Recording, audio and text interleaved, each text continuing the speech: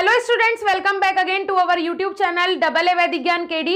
मैं साक्षी राजपूत एंड आज का मेरा ये वीडियो होने वाला है बी फार्मा 7th सेमेस्टर के सिलेबस के रिगार्डिंग। आज हम डिस्कस करेंगे बी फार्मा 7th सेम का सिलेबस कि कौन से क्वेश्चंस इंपॉर्टेंट है। जैसे कि अभी कोरोना सिचुएशन में, कोविड-19 की सिचुएशन में बहुत सारी यूनिवर्सिटीज ने एग्जाम का जो पैटर्न है वो चेंज कर दिया है। कहीं पे एमसीक्यूज हो रहे हैं, कहीं पे ओपन बुक एग्जाम करवाया जा रहा है। अगर ऑफलाइन हो रहे हैं तो एमसीक्यूज हो रहे हैं और टाइम ड्यूरेशन कम कर दिया है। सो कहीं पे थियोरेटिकल भी हो रहा है, लेकिन बहुत सारी सिचुएशंस अलग अलग हो गई हैं कोविड-19 में। सो ये जरूरी है आपको पता होना कि कौन कौन से इंपॉर्टेंट क्वेश्चन हैं आपके सिलेबस में। आपके सिलेबस में जो सब्जेक्ट्स दिए हुए हैं उनमें कौन कौन से इंपॉर्टेंट क्वेश्चंस है। तो कुछ क्वेश्चंस मैं आपको सजेस्ट करूंगी जो कि इंपॉर्टेंट होंगे आपके सिलेबस के अकॉर्डिंग और अलग अलग सब्जेक्ट के। ओके, सो चलिए चलते हैं सीधा कंप्यूटर की स्क्रीन पे। तो बहुत सारी रिक्वायरमेंट आ रही थी कि मैम 7th सेमेस्टर के इंपॉर्टेंट क्वेश्चंस बताइए कि कौन कौन से इंपॉर्टेंट क्वेश्चंस हैं। तो सबसे पहले आज हम सिलेबस देखेंगे कि 7th सेमेस्टर के सिलेबस में आखिर कौन कौन से टॉपिक्स, कौन कौन से सब्जेक्ट्स दिए हुए हैं। उसके बाद मैं आपको इंपॉर्टेंट टॉपिक्स भी साथ के साथ बताऊंगी, तो आप वो मार्क करते जाइएगा। इतने ही टॉपिक आप प्रिपेयर कर लेंगे 7th सेम में तो आप कंफर्म है कि अबाउट 70% आप गेन कर पाएंगे। ओके, सो चलिए स्टार्ट कर। सबसे पहला जो सब्जेक्ट है वो है instrumental method of analysis. First आपने एनालिसिस कब पढ़ा था, याद कीजिए, फर्स्ट सेमेस्टर में एनालिसिस था। अब ये आपका 7th सेमेस्टर में एनालिसिस आया है जो कि इंस्ट्रूमेंटल मेथड ऑफ एनालिसिस, जिसमें फर्स्ट यूनिट देखिए, यूनिट फर्स्ट में दिया है UV visible spectroscopy. UV visible spectroscopy में आपके जो इंपॉर्टेंट क्वेश्चंस हैं वो मैं बता देती हूँ। Electron transition, chromophores, auxochromes, spectral shift, solvent effect and absorption spectra.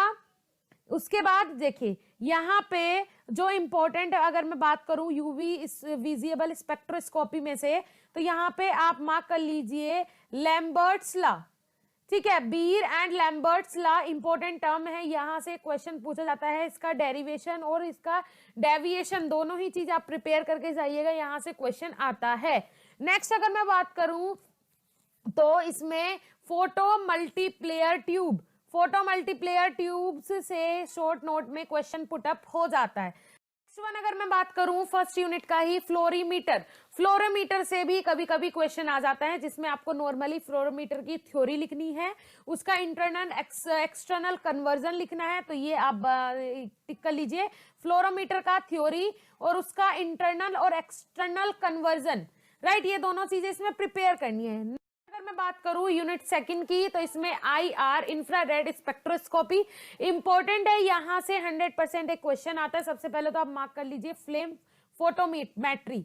Flame photometry से एक क्वेश्चन आपको जरूर 100% देखने को मिलेगा। मोस्ट इंपॉर्टेंट टर्म है फ्लेम फोटोमेट्री। उसके बाद अगर मैं बात करूं आपकी IR स्पेक्ट्रोस्कोपी से, तो यहां से भी आपको एक लॉन्ग क्वेश्चन देखने को मिलेगा, जिसमें से अगर आपको शॉर्ट क्वेश्चन के लिए तैयार करना है, शॉर्ट नोट के लिए, तो आप कर सकते हैं सेल बोलोमीटर, थर्मोकॉपल, ये दो टर्म आप शॉर्ट नोट के लिए तैयार कर सकते हैं, राइट। फ्लेम फोटोमेट्री यहां से तैयार करना है। लॉन्ग क्वेश्चन के लिए आप इंफ्रारेड स्पेक्ट्रोस्कोपी भी प्रिपेयर करिएगा। उसके बाद अगर मैं बात करूं थर्ड यूनिट की, इंट्रोडक्शन टू क्रोमेटोग्राफी। क्रोमेटोग्राफी भी एक इंपॉर्टेंट टर्म है, यहां से भी एक इंपॉर्टेंट क्वेश्चन पूछा जाता है। सबसे ज्यादा आपको पता ही है क्रोमेटोग्राफी में इंपॉर्टेंट क्या है, thin layer chromatography important term है, तो इसे जरूर प्रिपेयर करिएगा 100%। उसके बाद अगर क्रोमेटोग्राफी में मैं बात करूं तो पेपर क्रोमेटोग्राफी भी इंपॉर्टेंट है। इलेक्ट्रोफोरोसिस भी कई बार पूछा जाता है, तो यहां से जो इंपॉर्टेंट टर्म्स हैं इनसे आपके शॉर्ट क्वेश्चन भी बन सकते हैं, लॉन्ग क्वेश्चन भी बन सकते हैं। तो थर्ड यूनिट पूरी ही इंपॉर्टेंट है, आप इसे अच्छे से प्रिपेयर कीजिएगा। जो 3 टॉपिक मैंने बताए हैं ये मोस्ट इंपॉर्टेंट है, इन्हें अच्छे से प्रिपेयर कर। उसके बाद अगर मैं बात करूं फोर्थ यूनिट की, तो फोर्थ यूनिट में दिया है गैस क्रोमेटोग्राफी। गैस क्रोमेटोग्राफी देखिए क्या है, इसमें आ जाता है, थोड़ा सा बोल सकते हैं मॉडर्न क्रोमेटोग्राफी है गैस क्रोमेटोग्राफी। तो इसमें से अगर आप मेरी मानिए तो यहाँ पे जो आपका सेकंड टॉपिक दिया हुआ है फोर्थ यूनिट में है, वो है high performance liquid chromatography. High performance liquid chromatography जिसे बोलते हैं HPLC, ये आप तैयार कर लीजिएगा। इससे आपको 100% एक क्वेश्चन जरूर मिलेगा, वो भी लॉन्ग क्वेश्चन। तो इस पे आप मार्क कर लीजिए लॉन्ग क्वेश्चन के नाम से, यहां से एक क्वेश्चन आपको जरूर मिलेगा 100%, राइट। उसके बाद अगर बात करें हम में 5th यूनिट की ion exchange chromatography. Ion exchange chromatography देखिए पूरा एनालिसिस में इस बार आपका 3 यूनिट खत्म कर दिया है क्रोमेटोग्राफी में ही। सो आयन एक्सचेंज क्रोमेटोग्राफी में अगर मैं बात करूं तो यहां से आप प्रिपेयर कीजिएगा jail chromatography. Ion exchange chromatography से भी कई बार क्वेश्चन पूछा जाता है और लॉन्ग क्वेश्चन पूछा जाता है, तो ये आप प्रिपेयर कर लीजिएगा। जेल क्रोमेटोग्राफी आप शॉर्ट नोट के लिए प्रिपेयर कर सकते हैं। वैसे जो इंपॉर्टेंट है इसमें मेनली इंपॉर्टेंट है आयन एक्सचेंज क्रोमेटोग्राफी, एक लॉन्ग क्वेश्चन यहां से आपको देखने को जरूर मिलेगा। अगर मैं बात करूं इंडस्ट्रियल फार्मेसी सेकंड की, सो इसमें फर्स्ट यूनिट में दिया हुआ है pilot plant scale up technique. अब देखिए यहां से जो इंपॉर्टेंट है वो है SUPAC गाइडलाइंस, ये आपका शॉर्ट नोट में देखने को मिलेगा, रखा हुआ जरूर मिलेगा, ठीक है। उसके बाद आ जाते हैं आपका इसमें जो ये टेक्निक्स दी हुई हैं, इन टेक्निक्स में आप इंपॉर्टेंट नॉर्मली ये फर्स्ट यूनिट का क्वेश्चन है, कई बार पूछ लिया जाता है, तो इसमें से आप कुछ टेक्निक्स जो हैं वो अपनी प्रिपेयर कर लीजिएगा। इसमें से कोई स्पेसिफिक टेक्निक आपसे नहीं पूछी जाएगी, सिर्फ आपको मेनली टेक्निक्स के नाम से क्वेश्चन दे दिया जाएगा। आप अपने चॉइस के अकॉर्डिंग जो सा आपने प्रिपेयर किया हो वो आप लिख सकते हैं। अगर मैं बात करूं technology development and transfer, okay, तो इसमें से सबसे पहले मोस्ट इंपॉर्टेंट है, 100% ये क्वेश्चन मिलेगा, WHO guidelines, right. WHO guidelines ये आप 100% पूरी तरीके से इसे प्रिपेयर करके ही जाइएगा। उसके बाद अगर मैं बात करूं यहाँ पे आप आ जाइए, ये जो आपका API एक्सीपिएंट्स हैं, ये कुछ प्रोसेस हैं, या फिर फिनिश्ड प्रोडक्ट है, पैकेजिंग है, ये सारी चीजें आपके शॉर्ट नोट में पूछी जा सकती है। फिर लॉन्ग क्वेश्चन में भी आपकी ये सारी चीजें किसके अंदर आती हैं, WHO गाइडलाइंस के अंदर आती हैं। तो ये जो मैंने बताई हैं ये 3 टर्म्स ये इंपॉर्टेंट हैं, जो कि अगर आप तैयार कर लेंगे डॉक्यूमेंटेशन के अंदर, जैसे कि आ जाते हैं परमिशन आ जाती है, इक्विपमेंट आ जाते हैं, क्वालिफिकेशन आ जाती है, वैलिडेशन आ जाती है, तो अगर WHO गाइडलाइन के अंदर ये सारी चीजें भी आप प्रिपेयर कर लेंगे तो आपको पूरे 100% मार्क्स ही मिलेंगे। ओके, तो ये सारी चीजें, वैलिडेशन हो गया, क्वालिटी कंट्रोल हो गया, ये आपको सब WHO गाइडलाइंस के अंदर मेंशन करना है। उसके बाद अगर मैं बात करूं शॉर्ट नोट की, तो इसमें से जैसे कि ये कुछ आपको यहाँ पे टर्म्स देखने को मिलेगी, APCTD, NRDC, ये सारी आपको शॉर्ट नोट में ये टर्म्स देखने को मिलेगी, तो ये आप एक बार प्रिपेयर कर लीजिएगा। अगर मैं बात करूं थर्ड यूनिट की, तो थर्ड यूनिट में दिया हुआ है रेगुलेटरी अफेयर्स। रेगुलेटरी अफेयर्स में introduction, historical overview of regulatory affairs, ये ज्यादा इंपॉर्टेंट नहीं है, लेकिन इसमें से आप एक टर्म जरूर प्रिपेयर कर लीजिएगा, role of regulatory affairs department. Okay, ये टर्म आप प्रिपेयर कर लीजिएगा, यहां से क्वेश्चन कई बार पूछ लिया जाता है। नेक्स्ट वन अगर मैं बात करूं regulatory requirement of drug approval, ठीक है, ड्रग अप्रूवल के लिए जो आपका क्या बोलते हैं रेगुलेटरी रिक्वायरमेंट, किन किन चीजों की रिक्वायरमेंट होती है, तो यहाँ से भी कई बार बहुत मतलब ये इंटरेस्टिंग है और यहाँ से क्वेश्चन आ जाता है। तो ये आप regulatory requirement for drug approval में आप ये लॉन्ग क्वेश्चन में पूछा जाएगा, इसमें शॉर्ट कुछ नहीं आएगा, तो ये प्रिपेयर कर लीजिएगा। नेक्स्ट वन अगर मैं बात करूं fourth unit quality management system, quality management system से एक क्वेश्चन आपको जरूर देखने को मिलेगा, quality management, quality total quality management, यहां से आप प्रिपेयर कर लीजिएगा क्वालिटी मैनेजमेंट क्वालिटी। ओके, उसके बाद अगर मैं बात सो फिफ्थ यूनिट में अगर मैं बात करूं तो यहाँ पे इंडियन रेगुलेटरी रिक्वायरमेंट्स में जो इंपॉर्टेंट क्वेश्चन आपसे यहाँ से पूछा जाएगा वो है regulatory requirement and approval procedure for new drugs, right. तो इसे आप मार्क कर लीजिए, ये क्वेश्चन मोस्टली एग्जाम में पूछा जाता है, तो ये आप जरूर प्रिपेयर।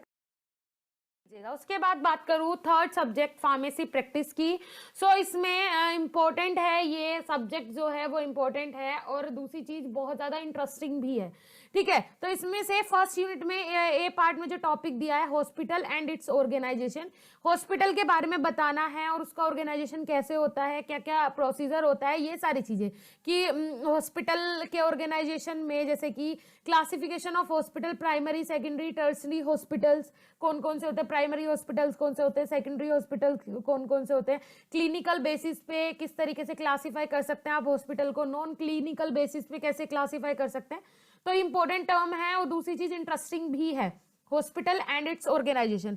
गाइज अगर आप ये प्रिपेयर नहीं कर पा रहे हैं अभी तक 7 सेमेस्टर, क्योंकि बहुत ज्यादा टिपिकल सब्जेक्ट्स इसमें है, टॉपिक्स उससे भी ज्यादा टिपिकल है। तो इसके लिए आपको चाहिए है इसके हैंडमेड नोट्स, जिससे आप प्रिपेयर कर पाए और मैटर वो आपको दिया हुआ हो जो कि इजी लैंग्वेज में हो। हाथ से बनाए हुए नोट्स अगर आप लेना चाहते हैं तो डिस्क्रिप्शन बॉक्स में आपको लिंक मिल जाएगा, वहां से आप हैंडमेड नोट्स ले सकते हैं, जो कि जैसे कि आपके स्क्रीन पे दिख ही रहा होगा इस टाइप के नोट्स हैं। और पूरी तरीके से आप जब इन्हें ले लेंगे और 1 से 2 बार भी अगर आप स्टडी कर लेते हैं तो आप अच्छे मार्क्स से क्लियर कर लेंगे और क्या है, घर में बैठे हुए आपको सारी फैसिलिटी मिल जाएगी। तो उसके बाद सेकंड की अगर मैं बात करूं, hospital pharmacy and its organisation, means hospital से जो फार्मेसी है वो किस तरीके से अटैच होती है और हॉस्पिटल फार्मेसी किस तरीके से काम करती है। जैसे कि हॉस्पिटल्स के अंदर जो मेडिकल सप्लाई होता है या फिर हॉस्पिटल के अंदर ही कोई मेडिकल अलग से, हॉस्पिटल का अलग से मेडिकल स्टोर होता है, ठीक है, मेडिकल फैसिलिटी अलग से होती है हॉस्पिटल में। तो ये सारी चीजें आ जाती हैं आपकी हॉस्पिटल फार्मेसी के अंदर। इंपॉर्टेंट टर्म है, तो इसे भी आप प्रिपेयर कर लीजिएगा। इंटरेस्टिंग है, कुछ नहीं इसमें पढ़ना है। थर्ड पॉइंट अगर मैं बात करूं, adverse drug reaction. Adverse drug reaction भी एक इंपॉर्टेंट टर्म होती है कि कोई ड्रग किस तरीके से रिएक्ट कर रही है। तो शॉर्ट नोट के लिए आप एडवर्स ड्रग रिएक्शन को भी प्रिपेयर कर लीजिएगा। नेक्स्ट अगर मैं बात करूं, कम्युनिटी फार्मेसी।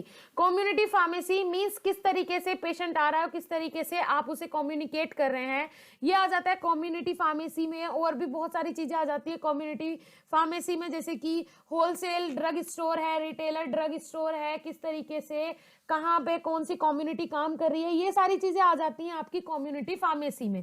तो ये भी एक इंपॉर्टेंट टर्म है, एज पर शॉर्ट नोट आप इसे भी प्रिपेयर कर लीजिएगा। उसके बाद बात करें सेकंड यूनिट में, drug distribution system in hospitals. Hospital के अंदर ड्रग किस तरीके से डिस्ट्रीब्यूट की जाती है, ये भी एक इंपॉर्टेंट टर्म है और इससे भी क्वेश्चन पुटअप होता है। तो ये आप प्रिपेयर जरूर कर लीजिएगा कि किस प्रकार ड्रग डिस्ट्रीब्यूट होती है हॉस्पिटल्स के अंदर। इंपॉर्टेंट टर्म्स हैं और दूसरी चीज इंटरेस्टिंग भी है, तो पढ़ने में मजा आएगा। उसके बाद आ जाते हैं hospital formulary. Hospital formulary means जो हॉस्पिटल में जो ड्रग सप्लाई होती है उनकी लिस्ट किस तरीके से बनती है, कौन कौन सी ड्रग आई, कितनी ड्रग आनी है, ये सारी चीजें। तो हॉस्पिटल फॉर्मुलरी मोस्ट इंपॉर्टेंट नहीं है, लेकिन हाँ इसे आप एक बार देख लीजिएगा, पढ़ लीजिएगा। उसके बाद बात करूं थर्ड पॉइंट की, थेरेपेटिक ड्रग मॉनिटरिंग। मींस किस तरीके से ड्रग को मॉनिटर किया जा रहा है, किस तरीके से थेरेपी दी जा रही है पेशेंट को और वो थेरेपी उसके ऊपर कितना काम कर रही है, ये सारी चीजें ड्रग थेरेपेटिक ड्रग मॉनिटरिंग के अंदर काउंट होता है। एक हिसाब से देखा जाए तो ये भी एक इंपॉर्टेंट टर्म है, एज पर शॉर्ट नोट इसे आप प्रिपेयर कर लीजिएगा। उसके बाद मेडिकेशन एडहेरेंस, ये ज्यादा इंपॉर्टेंट टर्म नहीं है तो इसे आप स्किप भी कर सकते हैं। वैसे बोलने में क्वेश्चन ये पूछा जाता है मेडिकेशन एडहेरेंस, बट इसे आप स्किप भी कर सकते हैं। उसके अगर मैं बात करूं patient medication history interview, means patient की हिस्ट्री इसलिए इंपॉर्टेंट होती है, क्यों इंपॉर्टेंट होती है, पेशेंट का पूरा बायोडाटा लेना, उसकी हिस्ट्री देखना, जिससे कि ये पता चल सके कि उसका जो ट्रीटमेंट है वो कब से चल रहा है, जो उसका मींस कौन सा डोजेस फॉर्म उसे दिया जा रहा है, ये सारी चीजें। उसके बाद एफ पॉइंट है कम्युनिटी फार्मेसी मैनेजमेंट। इसमें आ जाता है पूरा आपका फाइनेंशियल कंडीशन कि कितना आपका फाइनेंशियल तरीके से जितनी भी ड्रग आ रही है हॉस्पिटल के अंदर, उसके बाद कौन कौन सा मटेरियल यूज हो रहा है, स्टाफ कितना लगेगा, ये सारी चीजें, इंफ्रास्ट्रक्चर रिक्वायरमेंट्स, ये सारी चीजें आ जाती हैं कम्युनिटी फार्मेसी मैनेजमेंट में। तो एज पर शॉर्ट नोट इसे भी आप प्रिपेयर कर लीजिएगा। उसके बाद अगर मैं बात करूं थर्ड यूनिट की, तो इसमें ए पार्ट दिया है फार्मेसी एंड थेरेपेटिक कमेटी।